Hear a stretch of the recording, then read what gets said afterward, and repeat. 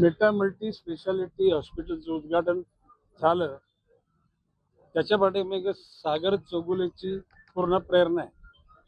त्याने आतमध्ये जाताना मला सांगितलं की या ठिकाणी जर मुलीचा जन्म झाला तर त्या कुटुंबाकडून पैसे घेतले जाणार नाही.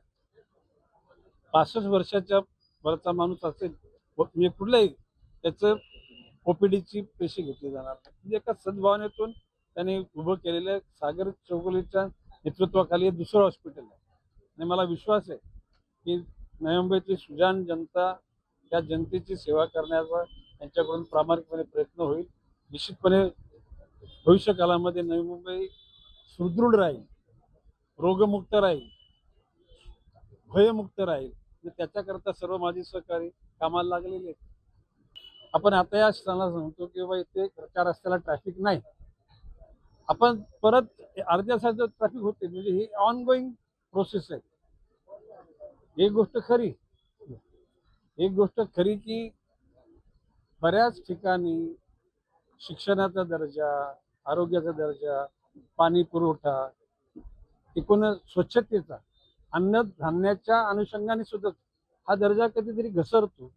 परंतु कर्तव्यदक्ष अधिकारी त्या ठिकाणी असले त्याच्यावर मात होते आणि भविष्यकाळामध्ये माननीय नरेंद्र मोदीजींच्या नेतृत्वाखाली देश आणि देवेंद्रजी फडणवीस यांच्या नेतृत्वाखाली महाराष्ट्र राज्य हे सुरळीतपणे गतीनं शक्तिमान प्रकाशमान होईल असा माझा विश्वास आहे. नमस्कार, मी डॉक्टर स्वर्णा शेळके.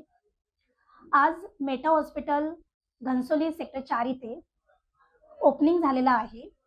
वनमंत्री गणेशजी नाईक यांच्या हस्ते आपण या हॉस्पिटलचं ओपनिंग केलंय.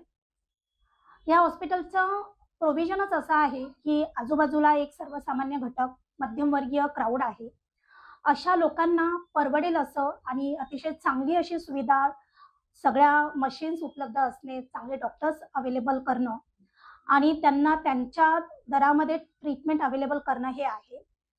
या हॉस्पिटलच्या निमित्ताने आम्ही एक समाजसेवाच्या निमित्ताने असं ठरवलेलं आहे की ज्या महिलांची इथे डिलिव्हरी होईल, ज्यांना मुलगी होईल, अशा महिलांची आपण हॉस्पिटल बिल घेणार नाहीये आणि 65 वर्षाच्या वरील जे नागरिक आहेत, वरिष्ठ नागरिकांना आपण मोफत ट्रीटमेंट करणार आहोत.